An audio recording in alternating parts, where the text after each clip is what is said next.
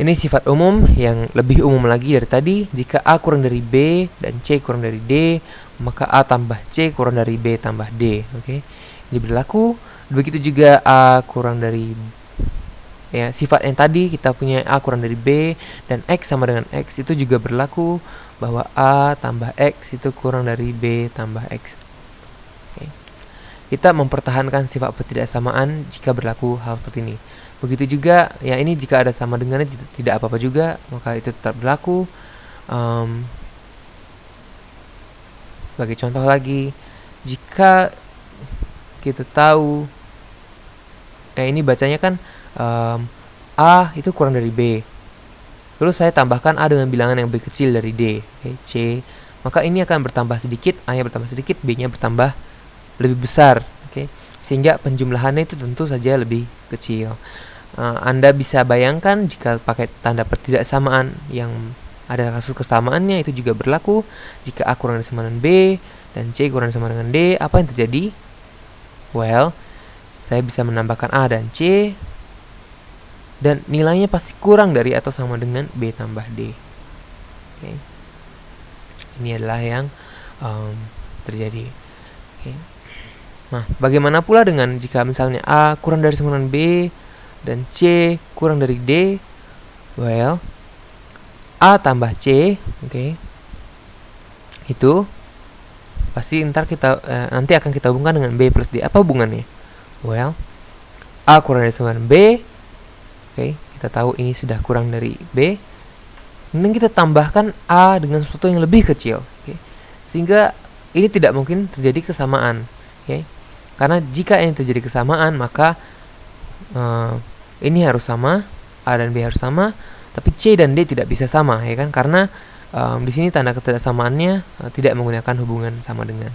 Akibatnya ini yang terjadi adalah A tambah C kurang dari B tambah D. Ini hanya intuisi, dimana yang harus kita kuasai adalah logika berpikir, apakah yang dimaksud dengan penjumlahan dan pengurangan dan sebagainya,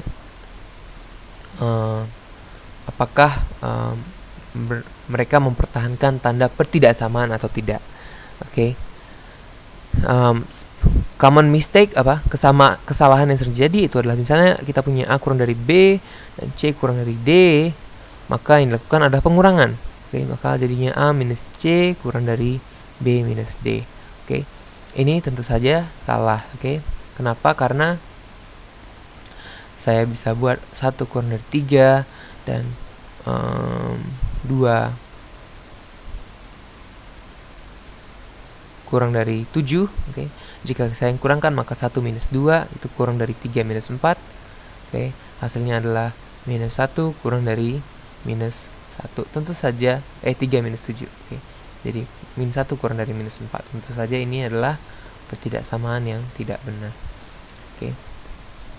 Jadi pelajarnya adalah pikirkan kapan kesamaan tanda kita akan tetap dipertahankan.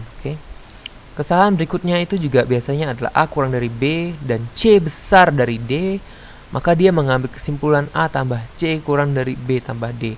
Tentu saja ini salah karena kita tidak tahu C ini bisa sebesar apa.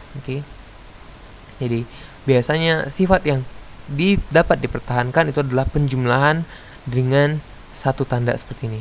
Satu tanda arah tandanya sama. Kemudian kalian bisa menjumlahkannya dengan mudah. Termasuk juga jika terdapat persamaan atau ketidaksamaan.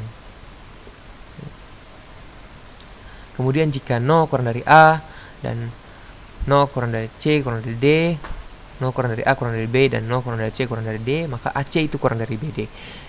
Ini sifat bilang positif. Misalnya kita punya 2, 0 kita tahu besar dari 2, ini besar kurang dari 3, dan 0 kurang dari 1 kurang dari 4, maka kita punya 2 kurang dari 12, dan ini jelas benar. Kesalahan yang sering dilakukan itu adalah jika ketidaksamaannya itu tidak dijamin positif. Dia melakukan perkalian, maka dia mendapatkan hasil yang salah. Nah, pada dasarnya Anda selalu bisa mengubah ketidaksamaan untuk menjadi bentuk syaratnya, syarat seperti di jika. Oke. Di sini Anda cukup mengubah tandanya. Misalnya, saya punya X kurang dari 1, oke.